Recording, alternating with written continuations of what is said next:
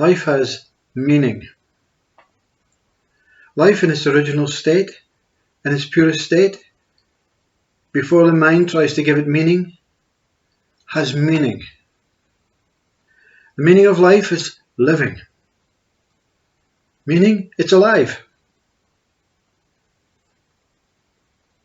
When you stop looking at yourself as a body, as a person, as a me, and look at life in its whole, meaning, no separation, no association, no attachments, no identities, no words, with a mind, with presence, with awareness, with all the things that cannot define, understand, create, imagine, work out, measure, value, organize, judge what is taking place. You are present, whatever you are, as livingness, experiencing life with its fullest, most truest, most purest meaning. When you see the child that's born, even in its 4th day, 5th day, it smiles. It looks as if it's alive. Its eyes, its whole body is pulsating with love. It doesn't know what it's smiling at. It doesn't know about words, doesn't know who you are. It has some instinctive association with the mother. Of course, 9 months attached. It has no meaning. It doesn't need to understand what's going on to actually experience this wonderful, mystical, magical appearance of what it is in this incredible place that it seems to be living as in, for.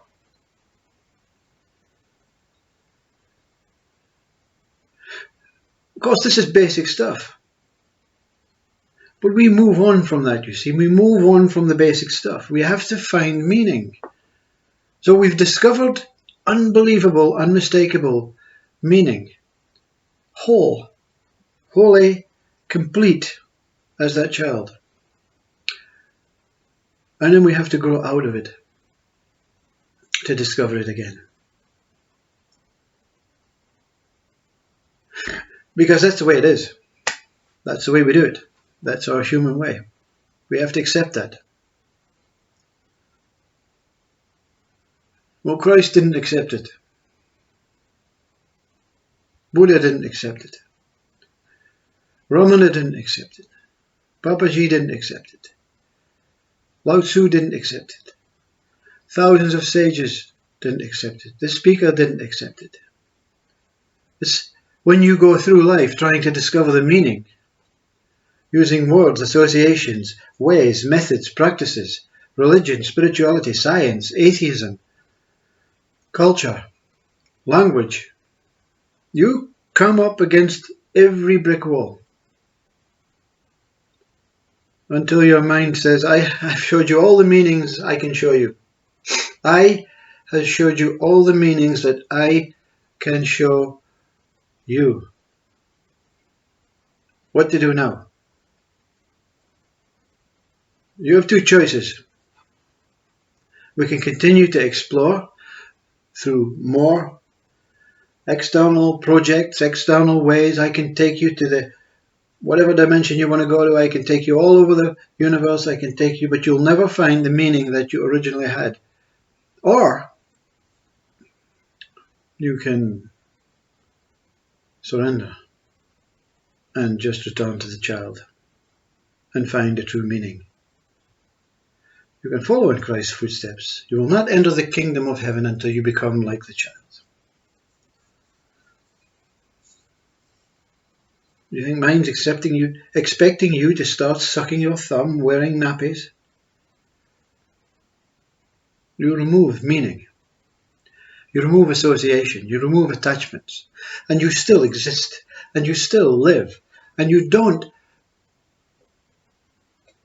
worry about discovering the meaning that you already were and are, but have created some sort of veil to stop yourself seeing yourself in the truth that you were born as.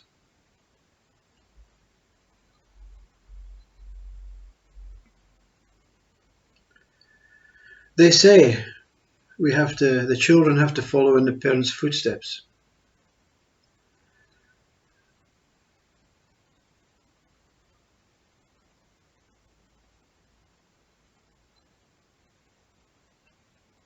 God, I, male, consciousness, moving, female, God being stable, I, permanent axis, consciousness being moving, changing, lovingness, emotional connection between the two.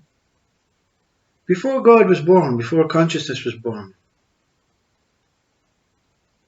God was pure, consciousness pure. There was no life, there was no beings. So God wanted to create a child. Consciousness, God together as one whole thing, wanted to create something that represented it before it became God and consciousness. So it wanted to create what we perceive as something similar to the creation, but it wanted to create it as it was before the creation. God and consciousness created Christ. Christ did not represent the father and the mother. It represents something different. So the father and the mother that we become as mother, husband and wife, our job is not to represent a reflection of ourselves, but a reflection of what truly is. That's why the child is born as pure as it is. And then the parents, through a conditioned, inherited, lazy, believing, structured, have to do it way. And this is not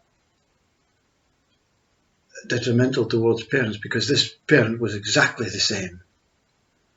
Exactly the same. Because we as parents are not able to let the child go and be free at 4 or 5 days old, because someone else will take it in and do the dirty on it anyway.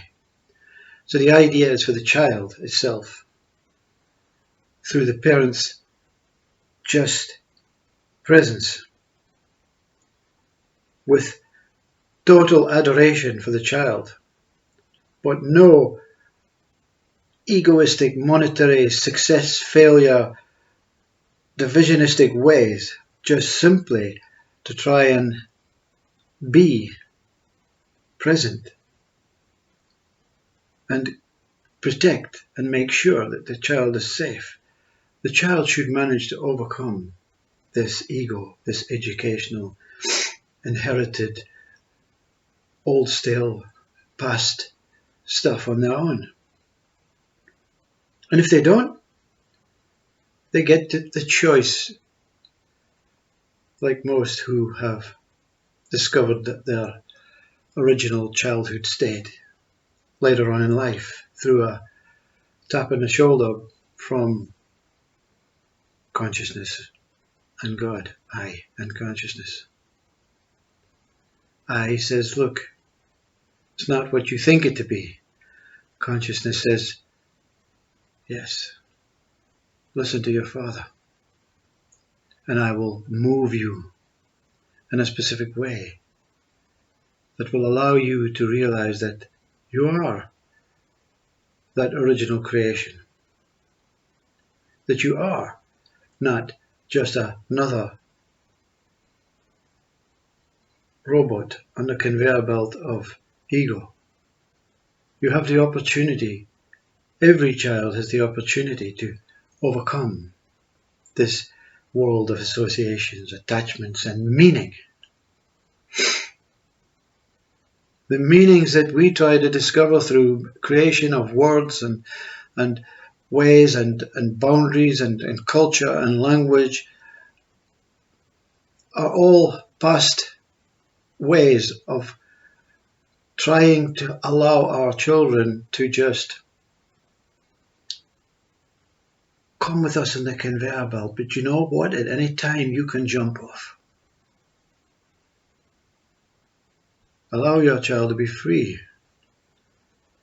Not in the world of materialistic and war and ego and poisonous negative states of mind. You are here to be stable father, moving mother. Two opposites trying to create something that is beyond that ego mind state. Ego mind only sees opposites, only sees this and that, only sees man and woman, only sees pain and pleasure. They don't see that both of these states can be seen through, overcome, and become a much purer state where pain and pleasure can be born from, or it can be, both can be eliminated into a life of contentment, a life of simple bliss, a life of that child when it smiled at 4 days old and it didn't know it was smiling. It didn't know why, it didn't know where it was. It was just so happy, so present as a pure, untarnished, omnipotent, omnipresent little breath of fresh air. Don't try and make your child into something. Don't try and force your child or do anything out with our human ego way. Because at one point, you remind the child, at any point you can be free. At any point you can be unlike your father and mother. And through your father and mother's love and kindness and compassion, you will see from the eyes of Christ, like Christ saw his mother, that one that gave birth and stood at his feet, always there, making sure his transition was painless. And the Father of love, supporting and making sure the pain was, and of the transition, was painless.